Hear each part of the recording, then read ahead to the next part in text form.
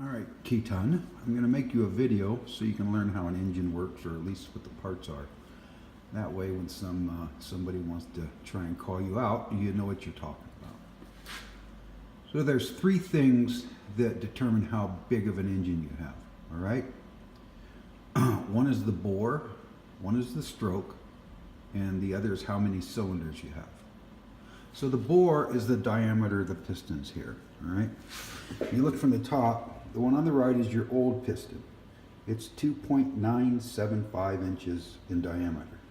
The one on the left is your new piston, and it is 3.465 inches.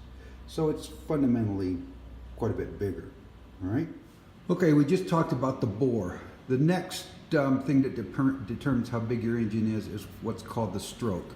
Your piston, you'll see in a little bit, will be hooked to this. This is called the connecting rod. And the connecting rod is called a connecting rod because it connects the piston and what's called the crankshaft, which is down in there. So all the crankshaft does is turn the up and down motion of the piston into circular motion, which obviously makes it easy to make the motorcycle go forward. So your stroke is measured in, see if I can turn this, how far up and down that connecting rod goes. All right? And it doesn't flop over. Obviously, when it's in the cylinder, it's all mechanically lashed together. So that's your stroke, how far up and down the piston goes in the cylinder. Okay, so the 3, 4, 5, 12, I don't remember how many, but the major components of your engine are, this is called your case or your lower end. It exists to hold the crankshaft in place and the camshafts, which are right here, which we'll talk about later, all right? So that's the bottom end. It holds the crank, and the crank has the connecting rod on it.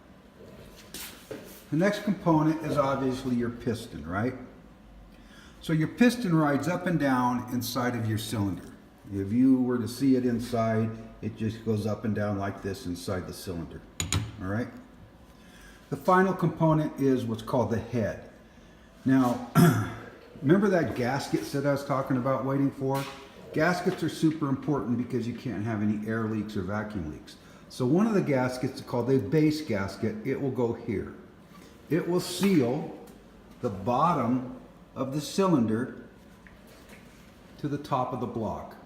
All right, very important. If you don't have a good base gasket, you end up having oil leaks. All right? So then, when the piston is inside the cylinder, you have what's called the head. And the head seals the top of the cylinder off so that the piston, when it comes up, can create compression, etc., etc. All right? So we're looking at the top of the cylinder head. The cylinder head has a couple purposes. First of all, like we said, it seals off the top of the cylinder there, right?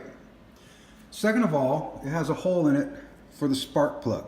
You need the spark plug to make the fuel and air mixture inside the cylinder combust, to light off. Third, it has these two things. They're called valves.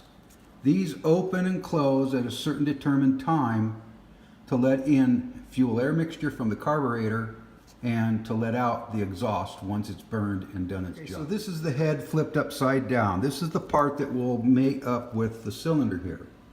Okay? It serves a couple functions, all right? First of all, it seals it off. There's the spark plug hole, and these are the two valves. It's probably not hard to figure out that the dark valve is the exhaust valve and the light valve is the intake valve. It's common to have a bigger exhaust valve than intake valve, all right?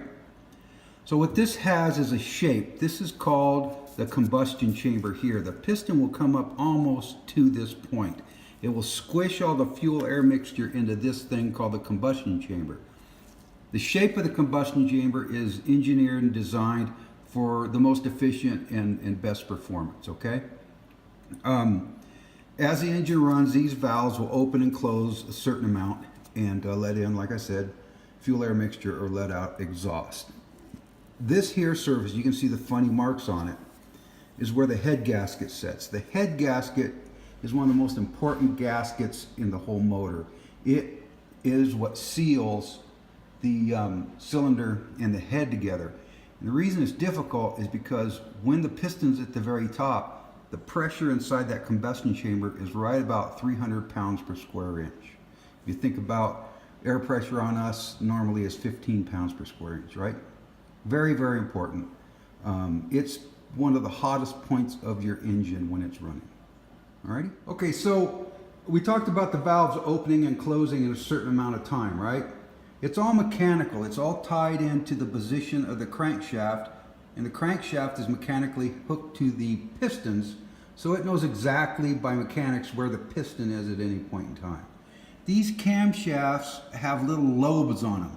Those lobes will push these things called lifters, and the lifters push the push rods up and down.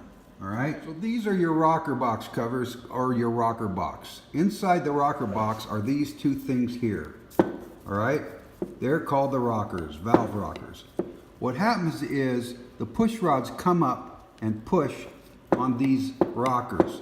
These rockers then translate that energy down and push open the valves. All right, if you'll notice, let's zip over here real quick. Away we go. The valves themselves have springs on them. That's how the valves close. If you didn't have valve springs, the valve would just kind of flop around in there.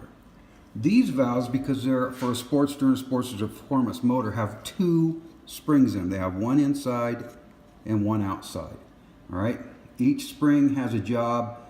The inside spring is to help at high speeds so the valve doesn't do what's called float. If the valve spring is not strong enough, this valve doesn't come back in time to close fully for the next cycle. Okay, before I continue to put the engine together, there's some things I have to do. Cleanliness when you're dealing with mechanics is like being in a hospital operating room.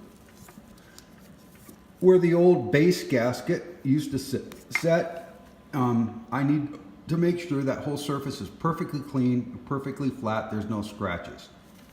Also, these bolts are what bolt the head, the cylinder, everything together, all right? They're what hold the top end of the motor together. They have threads on them. So a lot of people don't do it, but I do it, is I take what's called a tap at a die, and that I run on these threads, and it makes them all fresh and brand new. Why that's important is because when I put this together, there's a very set torque rating, or how much twisting force is on the bolt that you apply to the thing. If you have rust here or rust on the bolts, your torque can be a little bit off. The more even and perfect your torque is, the better your engine is going to do in the long run. Additionally, on this surface, because your cylinder is brand new, we don't have to worry about it. It's good. But I have to clean this part of the cylinder head up till it's shiny as a mirror. It has to be perfect. I'll take a straight edge and make sure it's flat. There's some other gaskets that have to go in here, and I'll take care of that. Finally, part of your gasket set is what's called your top end set. So these blue gaskets here are the base gaskets. They go over here, all right?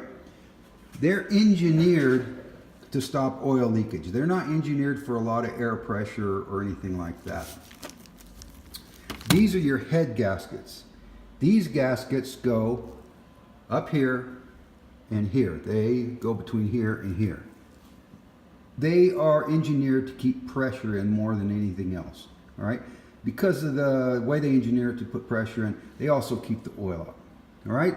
So I'm gonna go to cleaning, and I'll send you this video, then I'll show you the next step when I start putting it together.